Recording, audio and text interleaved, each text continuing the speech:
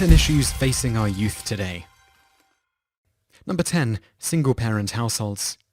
The problem begins at home. Since the 1950s, the number of single-parent homes has consistently increased to the point of catastrophe.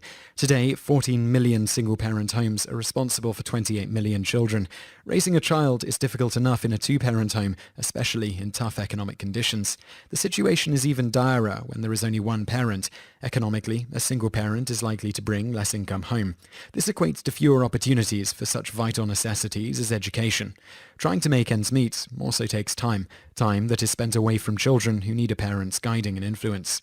Absent a parent's diligent guidance, children become subject to higher dropout rates, higher risk of dangerous sexual behaviors in pregnancies, higher chances of drug and alcohol abuse, etc. It truly takes a village to raise a child. Number 9. Drug and alcohol abuse. There was a time in cinematic history where virtually every actor or actress was portrayed on screen with a cigarette in hand. Smoking, it was implied, was cool. As a result, everyone was doing it, including kids. Well, as awareness to the danger of smoking increased, cool images of smoking disappeared. Unfortunately, the same can't be said about drugs and alcohol. These vices are staples in everyday media. Simply, drinking and using drugs is shown as being cool. The numbers bear the tale. 21% of high school seniors say they get high, and 41% of the same group report drinking alcohol. Our kids are literally moving around in an intoxicated daze. Immature behavior is then amplified due to being under the influence. Drunk driving, poor grades in attendance, antisocial and violent behavior, and the list goes on. Number 8. Growing up too fast. There was a time when kids enjoyed being kids. Today, even at the earliest ages, children are partaking in adult activities with serious consequences. Similar to what we see with alcohol and drugs, sex is a very popular and portrayed subject matter. The movies, TV, the internet, essentially everywhere a kid turns, he or she is bombarded with sexual suggestions. In fact, there are entire TV series marketed directly to kids dealing with sex, the egregious being The Secret Lives of an American Teenager and Teen Mom, to name two. Music is a culprit as well. Songs have always had sexual innuendos, but at least back in the day, you had to be old enough to understand them. Today, it's all about how long can you go and baby let me sex you up. Kids are having sex as early as 10 and 11, with teen pregnancies increasingly on the rise. The concept of childhood is literally being wiped out. Number 7. Violence in schools. A child's education is the foundation from which he or she will go forth into the world and build a life. Schools play a major role in this endeavor, and therefore it is reasonable to expect that these places of learning would be safe havens for the children while they are preparing for adulthood. Unfortunately, this is not always the case.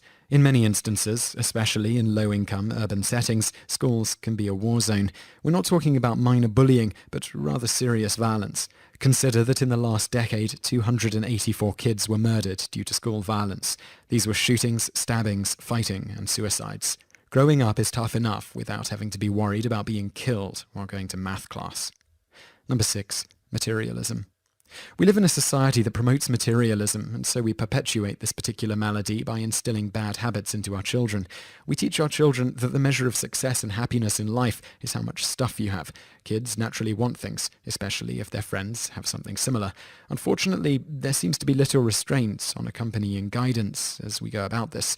Essentially, we provide our kids with whatever they want that is within our financial ability to do so. The concept of earning what you get seems to have been lost and discarded. Is there really any wonder why the average adult is $15,000 in debt at any given time? We have a mentality of getting what we want and when we want it that has been ingrained in us since childhood. The unfortunate result is that there are devastating consequences for such continued behavior later in life. Number 5. Obesity. Our kids are fat and getting fatter. Recent numbers show that 20% of American children are obese. Not chubby, obese. Video games, TV, the internet and fast food are partly to blame. Kids are spending more time sitting in front of a TV or computer screen than running around outside. This sedentary lifestyle has consequences. Socially, it's no secret that overweight kids are going to be subject to ridicule from their peers. It's sad, but nevertheless true. This can result in such issues as low self-esteem, depression, etc. Then there are the health concerns: high blood pressure, diabetes and other maladies that are associated with obesity. Psychologically and physically, obesity is an issue that can be resolved with a simple increase in activity and awareness. Number 4. Educational disparity. Education is important. Few people would dispute this well-regarded fact. A good education, in comparison with a bad one, will provide a child with an increased chance of taking advantage of opportunities to be successful in life. Unfortunately, some people have it better than others. This is not just an issue of one school being better than another school. Rather, we are talking about whole classes of American children being denied a proper education that will prepare them to compete in a job market with their peers and have the same access to the American dream.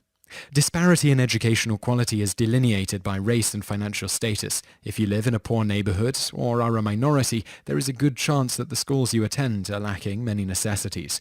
While Asians and whites enjoy high graduating rates, African American and Latinos continue to lag behind. Not surprisingly, because job opportunities are lessened for dropouts, these two groups have the highest incarceration rates. Number 3. Shifting economy. America used to sustain itself with making its own products through manufacturing and then turning around and selling those products. The economy is shifting to more of a service industry versus a manufacturing industry. In order to cut costs and keep product prices down, companies are forced to outsource manufacturing to other countries. Other countries can produce products at much lower labor costs. Some companies have even begun to outsource call center jobs to keep labor costs down. Not only is America now having lower paying service jobs than the average blue-collar job with a sustainable income, but our economy is now a global economy. For example, what happens in Japan or Iraq can drastically alter prices for our stock exchanges, gas and oil, and many other products.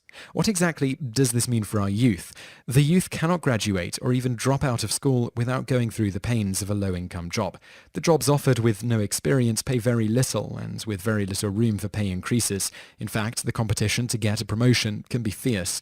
In the past, your high school senior could graduate and go to work at the local factory for the rest of his or her life and make a good living. They would not necessarily need to have a college education to survive.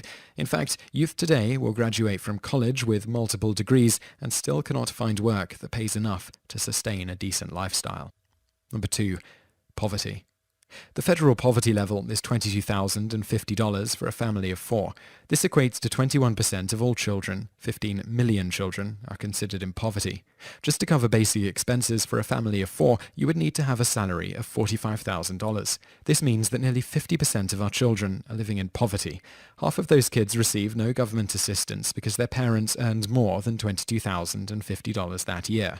According to the National Center for Children in Poverty, NCCP, that poverty is the single greatest threat to children's well-being.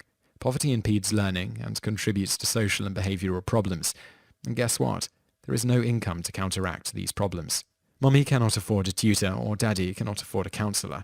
There is a huge opportunity for society to stop being so materialistic, and in turn, poverty wouldn't be such an issue because most children will all have the same things they need, instead of what they want. This would decrease violence in schools because fewer kids would be teased. Number 1. Erosion of national pride and identity. If every year the Olympics were held, this probably wouldn't be a problem. This list is indicative of the fact that America, like any nation, has problems. The issue at hand is collective. Unfortunately, many folks tend to focus on their self and not the whole. We see these problems as affecting them and not me or us. When we hear that America's children are the fattest among Western nations, this doesn't sting. When we learn that America's children lay educationally behind other industrialized nations, we don't cringe. There is very little sense of collective identity. This is a result of children not being properly educated and guided. There was a time when every child would begin the school day by standing and reciting the Pledge of Allegiance. Children were taught the significance of the 4th of July beside fireworks. These practices are long gone, and so is the sense of common destiny. If you enjoyed this video, be sure to subscribe to our channel by clicking the subscribe button in the top right. Our channel has loads of other awesome videos just like this.